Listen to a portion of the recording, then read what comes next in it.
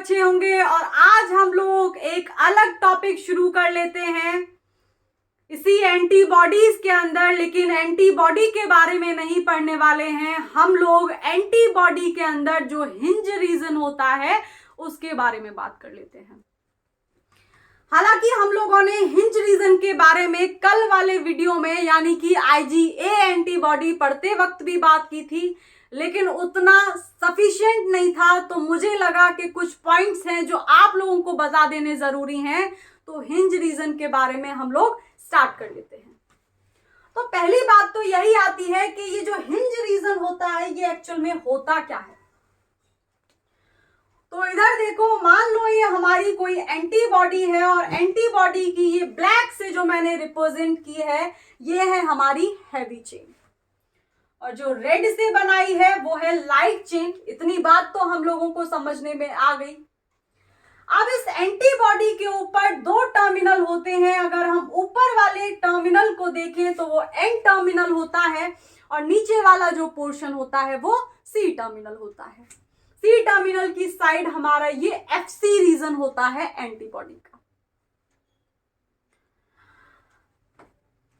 और एक और बात हम लोगों को पता ही है कि एन टर्मिनल की तरफ इस एंटीबॉडी के जितने भी वेरिएबल रीजन होते हैं वो प्रेजेंट होते हैं। जैसे जो मैं ब्लू से डिनोट कर रही हूं वो वेरिएबल रीजन है।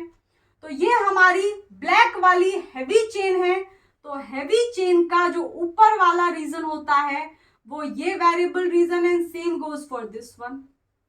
उसी तरीके से ये हमारी रेड वाली दो लाइट चेन है, दो आइडेंटिकल लाइट चेन। इनके पास भी एन टर्मिनल की तरफ जो रीजन होता है उस रीजन को हम नाम देते हैं variable region. But for what? For light chain. तो variable region of light chain. तो जो हमारी लाइट चेन होती है उसके अंदर तो केवल एक ही कांस्टेंट रीजन होता है। तो वो कांस्टेंट रीजन कौन सा है? ग्रीन से मैं डिनोट कर रही हूं। लाइट चेन कौन सी है? और लाइट चेन का जो सी टर्मिनल होगा वो ये होगा, एन टर्मिनल होगा ये। तो सी टर्मिनल की तरफ कांस्टेंट रीजन होता है जो ग्रीन से डिनोट किया गया है, constant region of light chain, and same goes for this one. तो इतनी बात समझ में आ गई। तो भाई लाइट चेन तो लाइट है, जल्दी ही सुलटा ली हमने। लेकिन ये जो हैवी चेन है इसके पास एक नहीं, दो नहीं, बल्कि तीन कांस्टेंट रीजन होते हैं। वेरिएबल चेन के नीचे बिल्कुल जो रीजन होता है वो पहला रीजन होता है इस हैवी चेन का, कांस्टेंट रीजन नंबर 1। और कांस्टेंट रीजन नंबर 1 के बिल्कुल बाद यानी गर्दन की पास एक अलग रीजन प्रेजेंट होता है जो कि फ्लेक्सिबल होता है। उसको हम नाम देते हैं, जैसे स्प्रिंग जैसा बना लो, ये बन गया। तो इस रीजन को हम नाम देते हैं हिंज रीजन।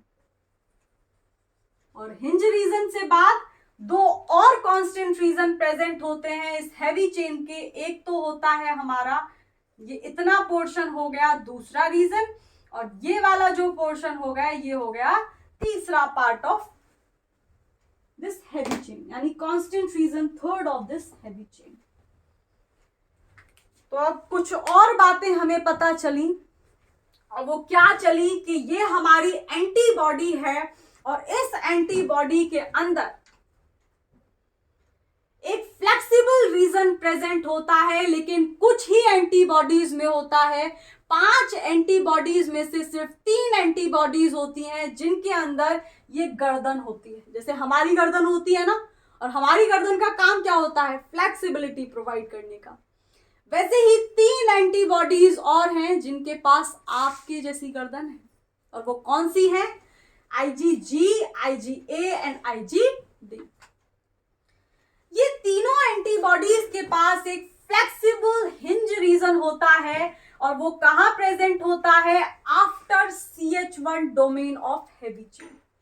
तो ये हमारी हैवी चेन, और हैवी चेन के अंदर constant region number 1 CH1 reason के बाद एक फ्लेक्सिबल रीजन प्रेजेंट होता है, यानी गर्दन होती है इस एंटीबॉडी की। और इस एंटीबॉडी की गर्दन का भी वही काम होता है जो आपकी गर्दन का है, टू प्रोवाइड फ्लेक्सिबिलिटी। ठीक है।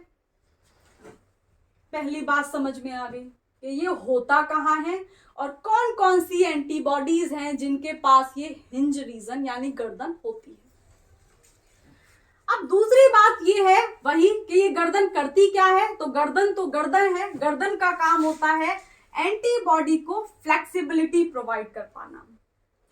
और फ्लेक्सिबिलिटी क्यों चाहिए इस एंटीबॉडी को, ताकि ये आसानी से एंटीजन के एपिटोप्स के साथ जाकर के इंटरेक्ट कर ले। जैसे एंटीबॉडी ऐसे खड़ी हुई है लेकिन एपिटोप जो है, एपिटोप यहां लगा हुआ है, मान लो ये एंटीजन है और एंटीजन का एपिटोप इस वाले पोर्शन में है, तो ये गर्दन थोड़ा सा एंटीबॉडी के वेरिएबल रीजन को घुमा दे और इस एपिटोप से जाकर के इंटरेक्ट कर जाए, तो ताकि ये जो एंटीबॉडी है उसके वेरिएबल रीजन आसानी से एंटीजन के एपिटोप्स के साथ इंटरेक्ट कर सकें, उसके लिए ये जो हिंज रीजन है ये इस एंटीबॉडी को फ्लेक्सिबिलिटी देता है।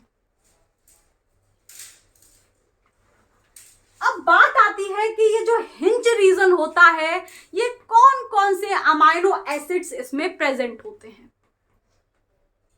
तो कुछ अमाइनो एसिड्स हैं जो इस हिंज रीजन के अंदर प्रेजेंट होते हैं और वो कौन कौन से हैं। पहला हमारा proline, cysteine, aspartic acid and lysine, ये 4 के 4 अमाइनो एसिड इस हिंज रीजन यानी एंटीबॉडी की गर्दन में बहुत ज्यादा क्वांटिटी में पाए जाते हैं। तो अब हम लोगों ने 3 चीजें देखी हिंज रीजन के बारे में कि 3 ही एंटीबॉडीज होती हैं ए, जी एंड डी, जिनके पास हिंज रीजन होते हैं और हिंज रीजन बिल्कुल गर्दन है, जो काम आपकी गर्दन करती है वही इस एंटीबॉडी की गर्दन करती है। लेकिन किस्सा सिर्फ इतना है कि ये जो एंटीबॉडी की गर्दन होती है वो एंटीजन के एपिटोप्स को वेरिएबल रीजन से पकड़वाने का काम करती है और आपकी जो गर्दन है वो नजरें घुमाने का काम करती है, यानी ये नजरें जो होती हैं ये किधर भी घूम जाएं इसके लिए ये गर्दन होती है।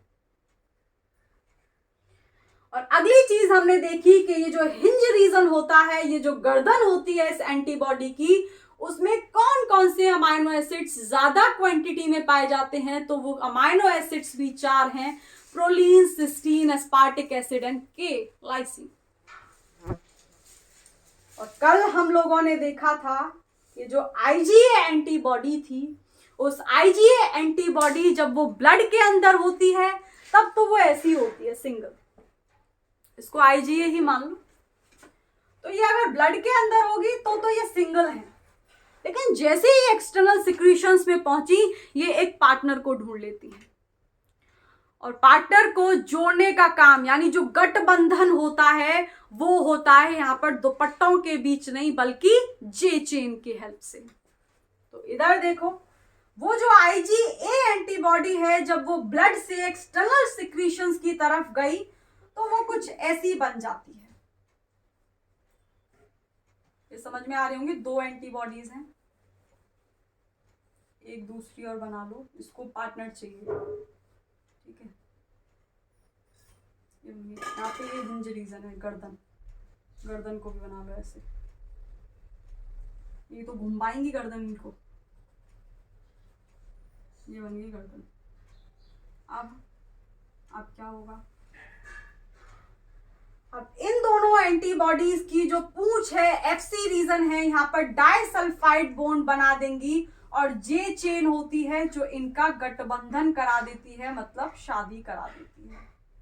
तो अब एक्सटर्नल सिक्रीशंस के अंदर शादी हो गई और 2 आईजीए एंटीबॉडी के मोनोमर एक दूसरे से जुड़ गए, ठीक है। ये बात भी पता ही है, भरो मत इसको। अब कल हम लोगों ने एक और चीज देखी थी कि एक कंपोनेंट होता है जिसको हम सिक्रीटरी कंपोनेंट बोल रहे थे और वो इस गर्दन से निकलता हुआ आता है एक एंटीबॉडी की और दूसरी एंटीबॉडी की गर्दन पर जाकर चिपक जाता है।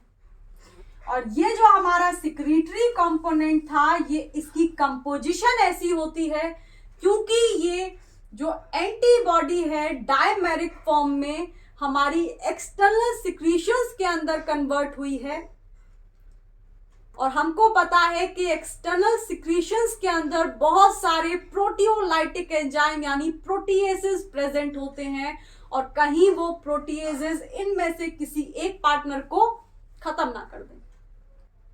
तो इस शादी को बचाने का काम ये बेचारा कंपोनेंट करता रहता है, जिसको हम नाम देते हैं सिक्रीटरी कंपोनेंट।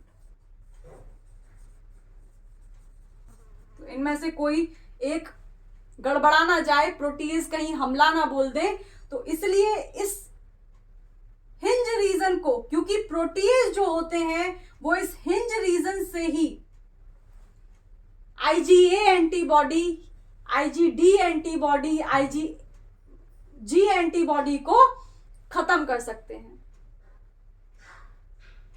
तो ये सिक्रीटरी कंपोनेंट बनाया जाता है, ये एंटीबॉडीज एक कंपोनेंट को इवॉल्व कर लेती हैं, जिसको हम सिक्रीटरी कंपोनेंट नाम देते हैं। और ये जो सिक्रीटरी कंपोनेंट होता है, ये हिंज रीजन को छुपा करके रखता है, कहीं प्रोटीज ना आ जाए। ठीक है,